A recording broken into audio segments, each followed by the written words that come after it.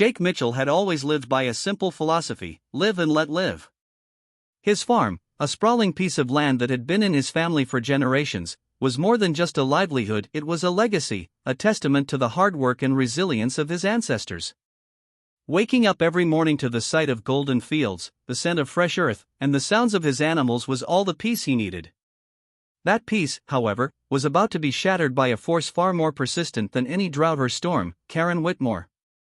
Karen was the self-appointed queen of the homeowners association in the neighboring suburban development that had cropped up about 5 years ago. A woman with an overinflated sense of authority, an obsession with rigid order, and an intolerance for anything that didn't fit her picture-perfect vision of what a community should look like. She had already made a name for herself enforcing rules no one remembered voting for. Her latest fixation, however, was Jake's farm, which sat just outside the HOA's official boundary. The sight of his barn, his animals, and even the mere existence of his unpaved driveway seemed to offend her sensibilities. The first time Karen appeared at Jake's property, she arrived with the energy of someone who had just been personally slighted.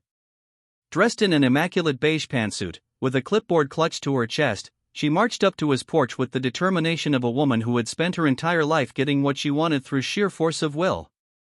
Jake, who had been enjoying his morning coffee on the porch, watched her approach with mild amusement. You must be Mr. Mitchell," she began, her tone clipped and professional, like a salesperson about to launch into a pitch he didn't want to hear. Jake took a slow sip of his coffee, leaning back in his chair. "That's me.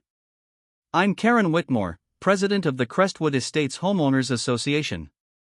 I wanted to have a little chat about your property." Jake arched an eyebrow. "Didn't know I had anything to do with Crestwood Estates." Karen's smile was tight. "Well, technically, you don't. But your farm is adjacent to our community and, as I'm sure you understand, property values are a very delicate matter." Jake set his mug down. Karen continued, "We've received multiple complaints about your operations, the noise, the smell, the visual impact on the neighborhood. We have a certain aesthetic we like to maintain, and we believe your farm would benefit from some adjustments." Jake let out a short laugh. "Adjustments? For starters, that large red barn is quite an eyesore. Perhaps you could repaint it to something more neutral, or better yet, downsize. And then there's the matter of the rooster. Some of our residents have mentioned being woken up before sunrise. It's quite disruptive." Jake studied her for a moment, trying to determine whether she was serious. The barn had been standing for nearly 60 years, its red paint a staple of the farm's identity. As for the rooster, that was just nature doing what nature did.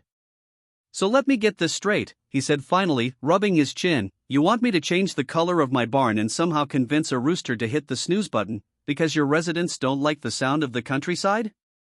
Karen's smile remained, but her eyes flashed with impatience. "Mr. Mitchell, I understand change can be difficult, but this is really in everyone's best interest. I'd hate for this to become a more complicated issue." Jake sighed, standing up and stretching. "Well, Miss Whitmore, I appreciate you stopping by. But my farm isn't part of the HOA, I don't answer to your rules, and as far as I can tell, my land, my barn, and my animals aren't hurting anyone." Karen's lips pressed into a thin line. "We'll see about that," she said, before turning sharply on her heel and marching back to her SUV. Jake watched her go, shaking his head. He had dealt with stubborn animals before, but something told him Karen was going to be a whole different kind of problem. The trouble started almost immediately after that encounter.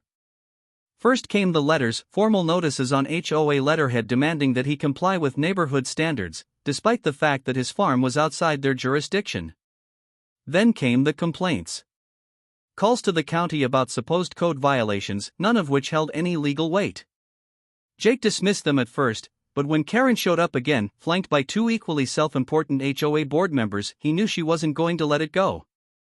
"You again," Jake said, as he wiped his hands on a rag, stepping away from fixing the fence. "Mr. Mitchell," Karen greeted him with an exaggerated sigh, as if this was some exhausting formality rather than a battle she had willingly started.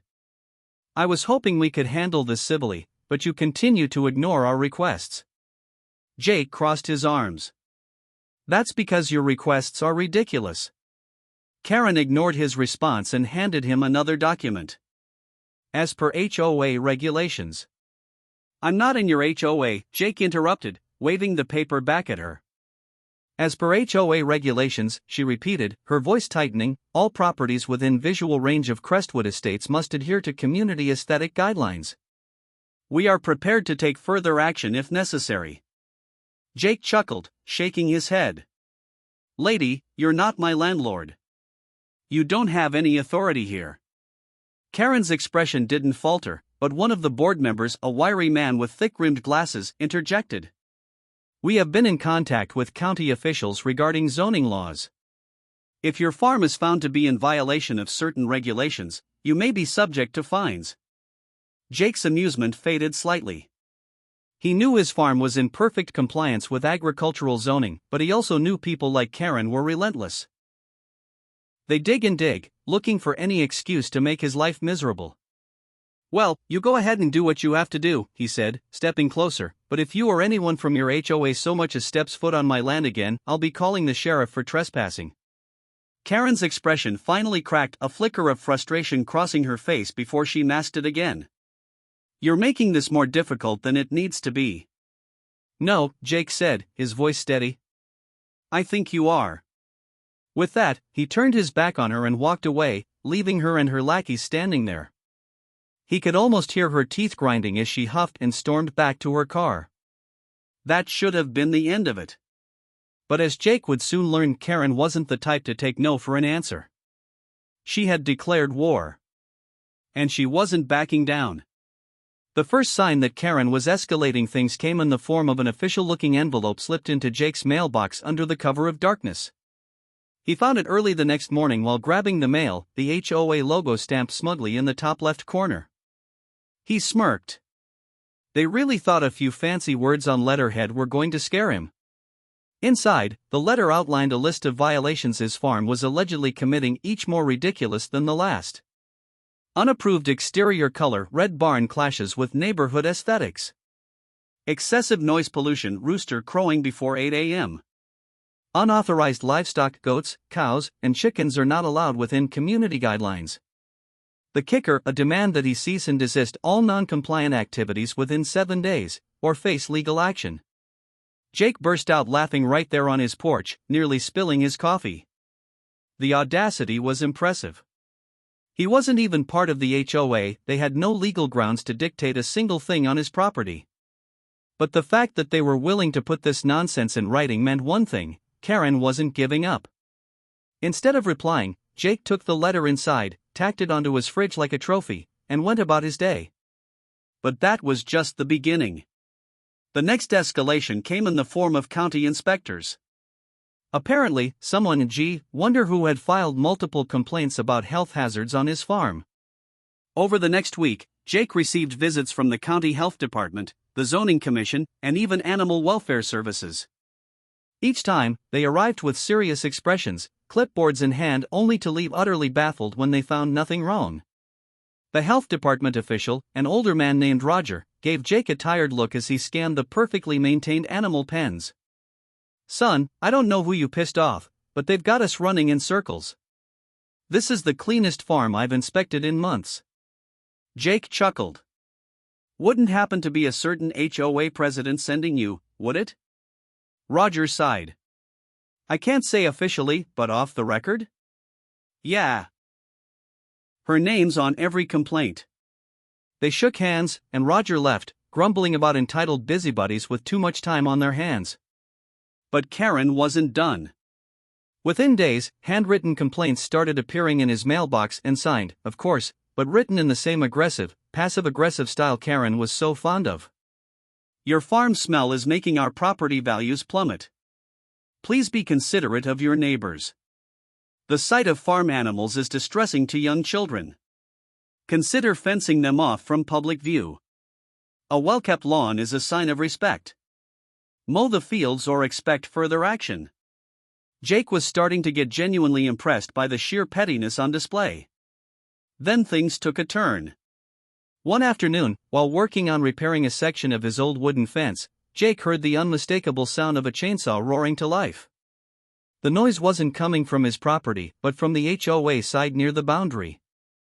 Curious and suspicious, he set down his tools and walked over to investigate. What he saw made his blood boil.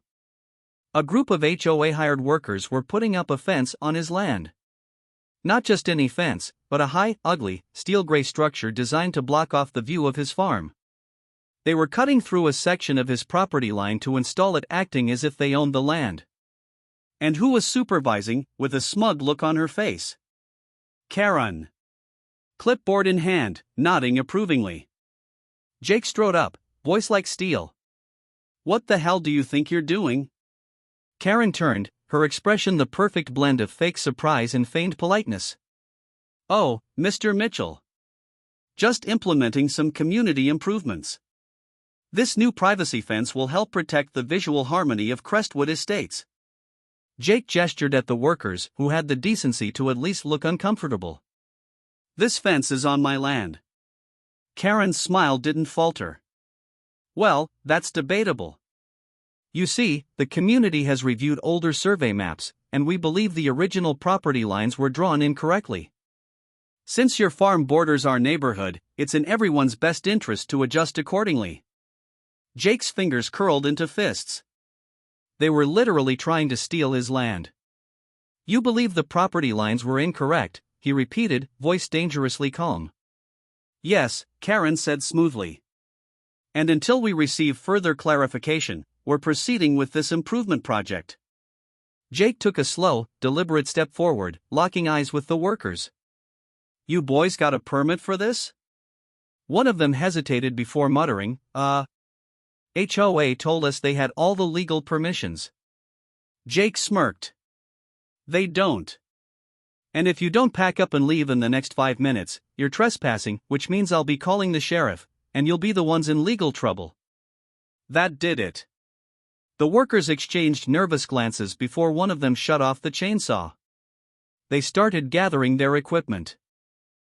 Clearly not willing to go to jail for an overzealous HOA. Karen, however, was livid. "You can't just order them to leave," she snapped. "This is a community decision." Jake pulled out his phone, and, in full view of everyone, started dialing the sheriff's number. "Then let's make it official and have the county sort it out." Karen paled. "There's no need for that," she said stiffly. "Then you'd best tell your people to pack it up," Jake said, voice dripping with amusement. With a murderous glare, Karen signaled for the workers to leave. The fence project was dead before it had even begun. Jake didn't stop there. That night, he dug through his property deed, found the official surveyor's map, and made copies.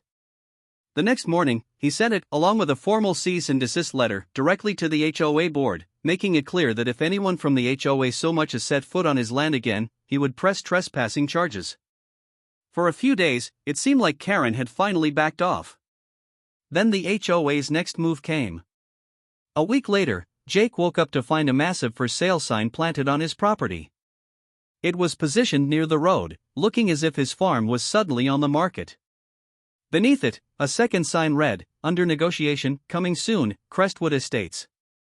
Jake almost admired the audacity. Furious, he stormed over to the sign, ripped it out of the ground, and stomped back to his porch. Before he could even call the HOA office, Karen herself showed up, feigning innocence. "Oh, good morning, Mr. Mitchell," she chirped, as if they were old friends. "I see you've noticed the sign. There's been a misunderstanding, I'm sure." Jake folded his arms. "Do tell." "Well," she continued, eyes gleaming, "we at the HOA have been in discussions about acquiring nearby properties for future expansion. Some realtors assumed your farm was included in the new Crestwood development, and the sign was placed prematurely." Jake stared at her. "You're telling me a real estate agency just mistakenly put a for sale sign on my land, completely by accident?" Karen's smile faltered slightly. "Well, perhaps there was some enthusiasm about the prospect." Jake cut her off. "You're insane if you think you can just claim my land and hope I won't notice." Karen sighed dramatically, as if he were being unreasonable. "We just want to make the community a better place." Jake took a slow step forward. "Here's what's going to happen.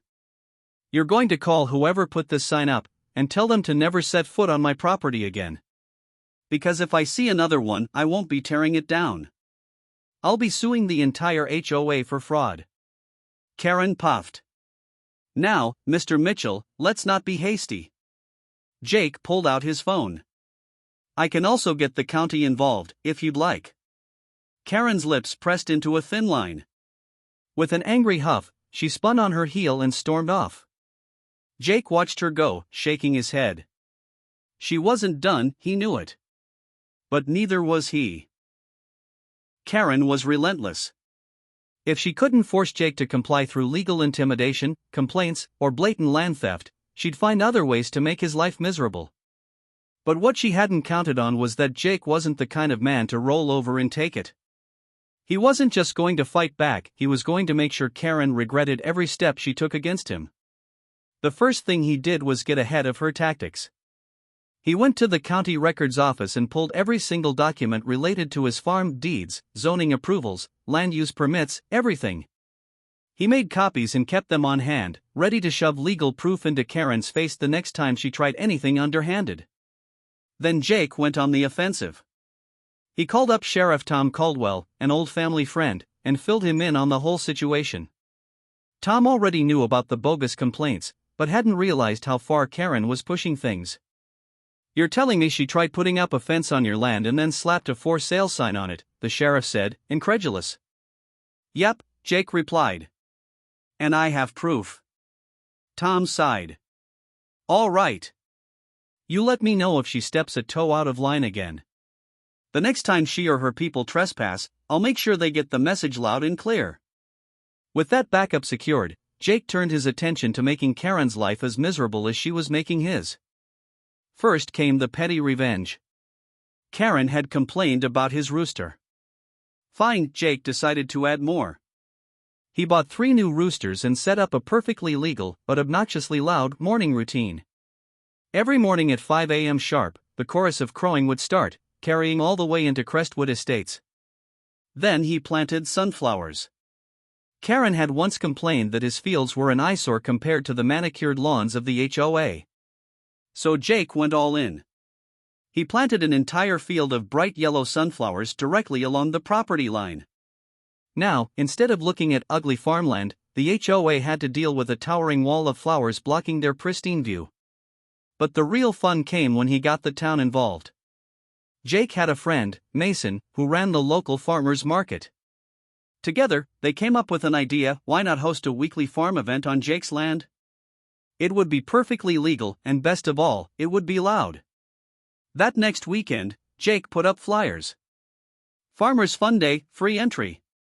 Come meet the animals, enjoy fresh produce, and support local farmers. The turnout was bigger than expected. Dozens of families showed up, kids running around petting goats, adults buying fresh eggs and milk, and a few local musicians even volunteered to play live country music. It was an absolute nightmare for Karen. As expected, she came storming up to the event, livid. "This is completely unacceptable," she screeched, waving her clipboard like a weapon. "You can't just turn your farm into a public spectacle." Jake, grinning, crossed his arms. "Oh, but I can. See, I checked the county laws and my property is fully zoned for agritourism." Karen's eye twitched. But the noise. The parking. All legal. County approved. "And people love it," Jake said, gesturing to the happy families around him. "In fact, I might make it a weekly thing. Maybe even expand it to a full farmer's market. A distance. This is private property.